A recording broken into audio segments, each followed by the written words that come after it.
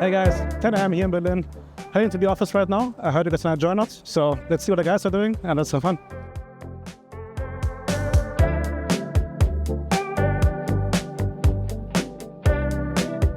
Fabian Sloman, head coach for Fnatic low division.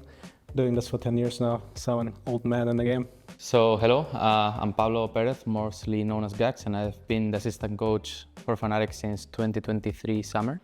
Hi, I'm Richard. I'm the performance coach of Fnatic since June this year. Hi, I'm Duffman. I'm the assistant coach at Fnatic. Hi, my name is Anissa and I work at Fnatic as their esports operations manager, which means that I also take on roles and responsibilities as their LEC team manager. The role of head coach I would describe as zookeeper, kinda, in a way. I have to lead by example and give them pointers in how I want them to work during the day by day, and with the staff basically just coordinating in a way that all my staff members can do what they do best and enjoy the most. But again, it's just about making sure that everybody that's involved in the day-to-day feels good and feels that we'll have a clear direction we want to go to. Regarding responsibilities for an assistant coach, I think it really depends on the team. Duff can take over one part one day and I can take over the other one while Grabs is drafting, or like we are switching it around. So I wouldn't say I have like one specific thing. I would say doing individuals is the one that I do more consistently, but I think we are a very flexible team, so we do everything.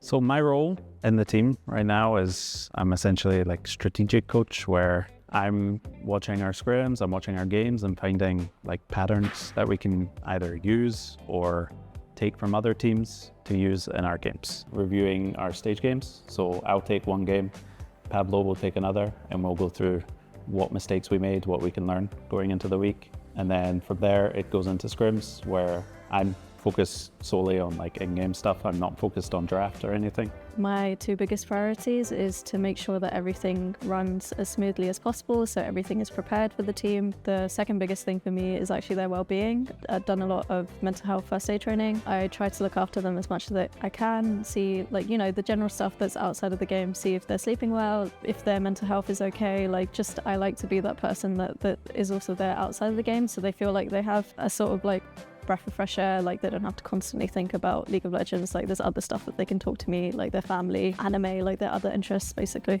In general, we have a routine around stretching each morning, then individual with some players I do extra fitness training each day or every second day, or for the whole team we have twice a week.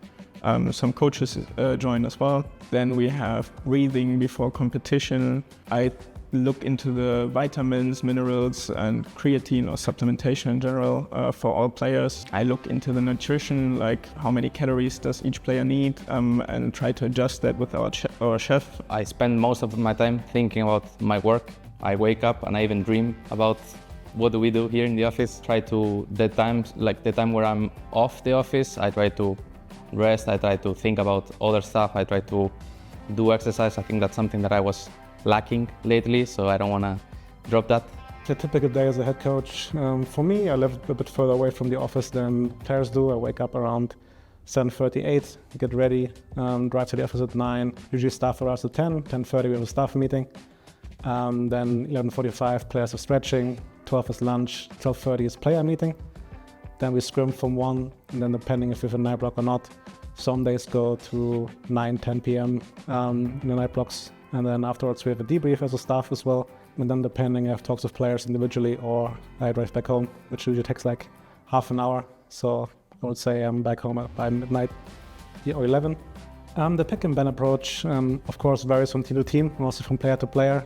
There's always the coach objective truth and the truth that the players feel. And usually we try during the week to align the players to your vision. Ultimately on the game day though, if you feel like there's some discrepancy, usually you go with the player ones because ultimately they have to feel comfortable on stage. And I learned over my career that if you force a certain pick on a player who doesn't want to play it, usually performance goes down the drain. So again, I think the drafting work goes over the week where we try to subtly get into where you want. Although I think I'm someone who values creativity of players and tries to nurture that instead of being very rigid. I wouldn't say that I have a favorite player. I would say that I bond with each player in a different way because they're all so different individually as well. You know, I love my current players as well, and I do miss the players that I had last year as well, Noah and Jin. Like, they had such funny personalities. So every player that comes and goes, I feel like I bond with in a different way.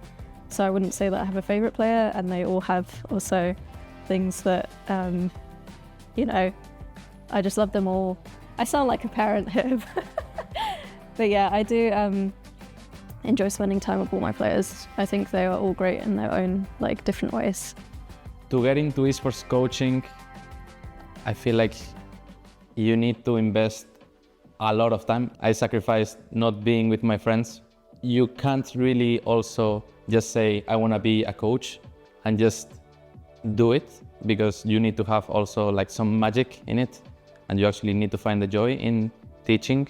For people that want to get into coaching, first of all, have a thick skin. And I think the most important part is being malleable. Don't take yourself too important, and don't believe that your opinion is ultimately the most important and always right. The faster you are at dropping your ego and accepting that something might have changed or you're not perfect in certain areas, the better you can be a help to your players. I would recommend definitely just in like making as many friends as possible within the space. I'm not someone who particularly was any good at networking. Like, I was super shy when I was 18. Generally just try to do things that you enjoy. Like, I did a lot of stuff within the women's space and just volunteered. Go to as many events as possible is what I would recommend. Meet people, make connections, whoever you get along with. Honestly, my journey into esports was just meeting people that I became friends with. Most people in esports are always happy to help you to get into the industry as well. So just reach out, especially when you're at events, and make that face-to-face connection. Yeah, I just want to appreciate all fans and say thank you. I know that with the team, I'm not always making the best job and making you guys feel included, but your support does reach us. We do see what you say on social media.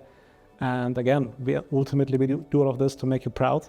It doesn't work that way always, but that is basically the driving force behind us coming every day, right? We just hope that over the next weeks and months, we can show you some results that you can, again, celebrate together with us in the colors black and orange.